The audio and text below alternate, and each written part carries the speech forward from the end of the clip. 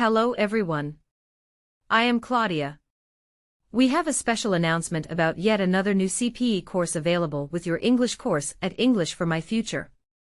We live in an ever-changing world of new opportunities.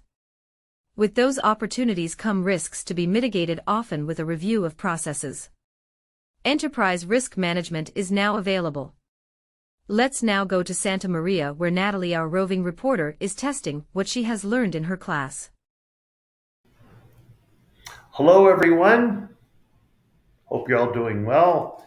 Natalie here has decided to enter the Enterprise Risk Management program, and she's done very well and learned a lot, and she's close to the end, so I thought I'd surprise her with a little quiz today. What do you think, Natalie? Yes, let's do it.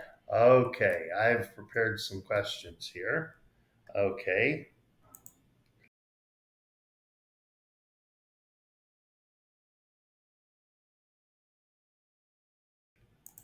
Let's see. Incident reports. An incident report is designed to bring what thing to the attention of management?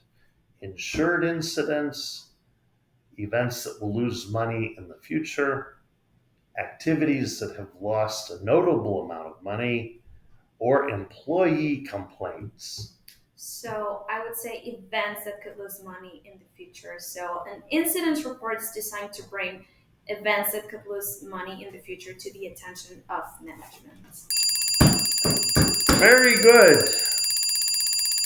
Okay. Now remember, in statistics and reports, we have leading indicators and lagging indicators that look behind. An example of a leading indicator is employee turnover, foreign exchange rate fluctuation, the S&P 500 stock index, or the unemployment rate.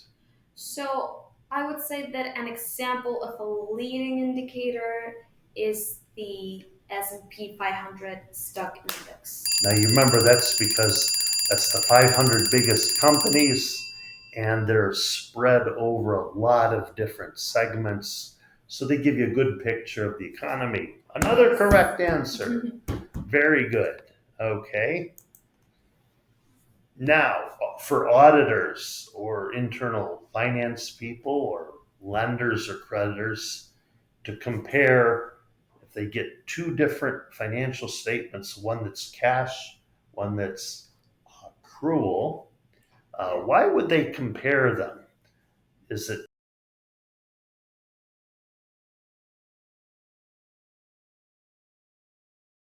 to present a case for switching to cash basis, to detect financial statement manipulation, to detect consolidation errors, or to detect inadequate expense accruals?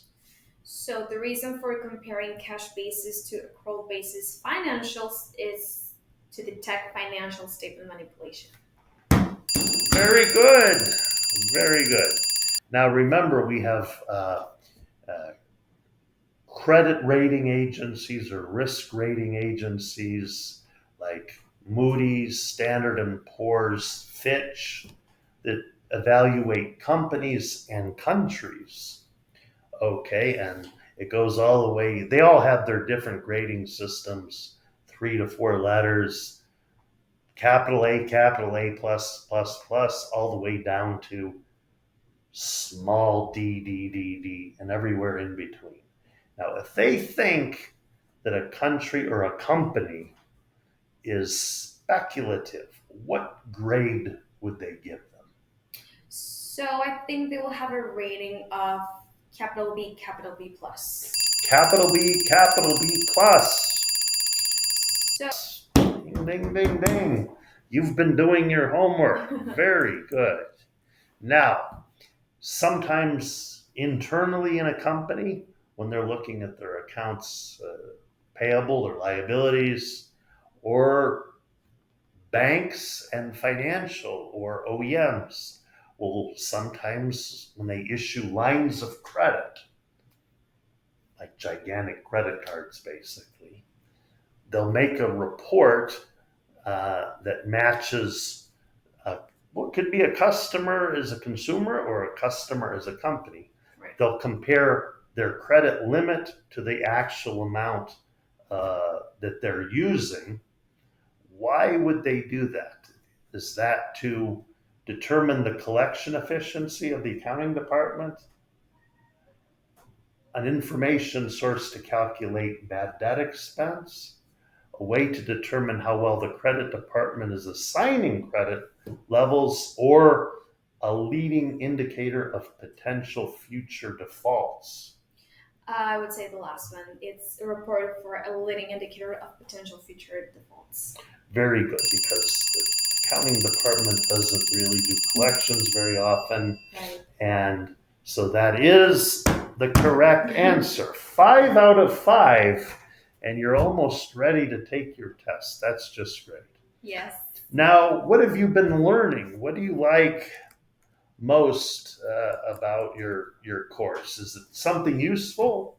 Yes, definitely. So thanks to this. What about vocabulary? Are you picking up a lot of vocabulary? Yes, definitely. Okay. Yeah. What do you like best? What have you liked best about the class? So from this class, I'm able to specify the use of surety bonds as well. Surety bonds, yeah. Yeah, as well as the available risk mitigation alternatives for late deliveries.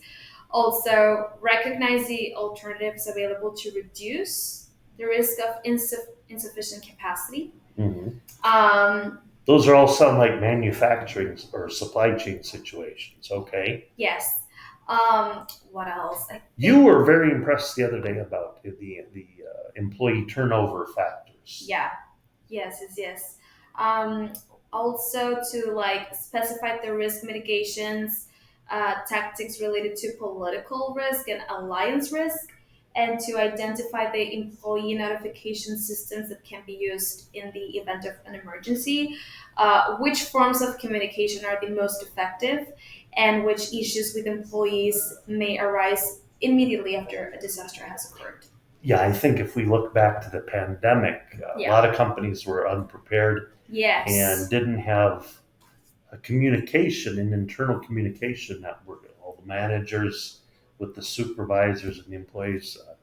And you bring up a very good point with political risk and alliance, especially. Just look at the news, what's happened recently. Very good. And also, that's just one of many American CPE classes you can take with your English class, whether you work in finance and credit, collections, or in your own accounting department, in your own operations department. Risks are everywhere. Appreciate talking to you again. Thank you. Okay. Goodbye, Claudia. Bye, everybody. Thank you.